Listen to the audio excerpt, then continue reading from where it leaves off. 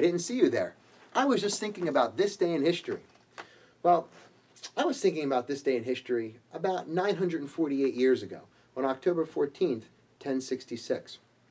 Why is that date so important? Well, if you are English or of English descent, 1014 is 1066, October 14th, 1066, as we could say it, was actually one of the most important days in English history.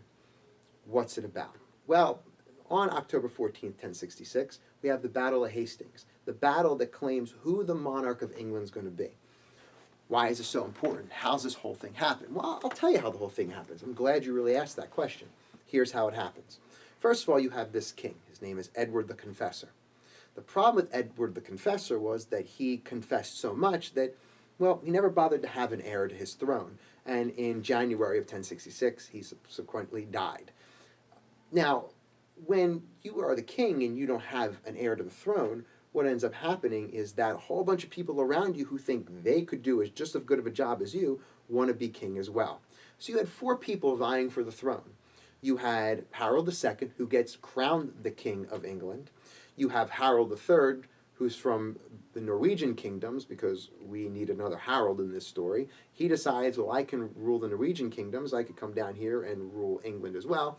And on top of that, you have William I and his brother Tostig, who are both also vying for power. Now, William I comes from Normandy, which is a part of France.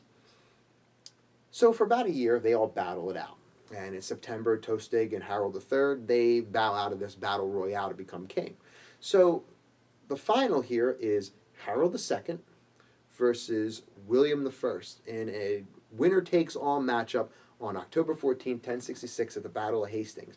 Now, what is Hastings? Well, Hastings is actually today the town of Battle, ironically, in East Sussex in England. Now, what happens here? Well, you have William I with 10,000 men. In his 10,000 men, he's got infantry, guys that basically march and fight. He's got men on horseback called cavalry, and men who can shoot bows and arrows called archers. While 80% of what Harold II has is just men on infantry. And as I've learned from chess over the years, knights beat pawns all the time. So what happens is that Harold II, excuse me, I want to get more comfortable when I tell this story. Harold II, he goes and tries to do a sneak attack on William I at dawn of October 14th, 1066. And William I intercepts a message there's going to be a sneak attack, and he gets ready for the surprise attack and counteracts it. Fighting goes on from about dawn until 9 a.m., till about dusk, I should say.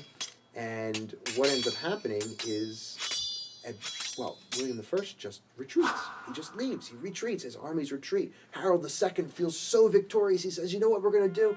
We're going to charge after him and get him. The problem was, William was faking it. And so when William faked his retreat, Harold II pursued. William turned around, surprised him, and in the middle of the end of that combat, Harold II is killed in battle. Without Harold II, there's no more King of England. William I is the only one left, and William I, or as we now know him, William the Conqueror, becomes King of England. Now, why is this day so important, and why am I talking about this when I just teach U.S. history? Well, William I is actually the first in a long line of kings and queens that can be related all the way up to Elizabeth II today, and actually her children as well. So the English monarch, as we know it, can bring its roots to October 14th, 1066. And that's why we're talking about the Battle of Hastings in this day in history. Now, if you excuse me, I'm going to go back to reflect.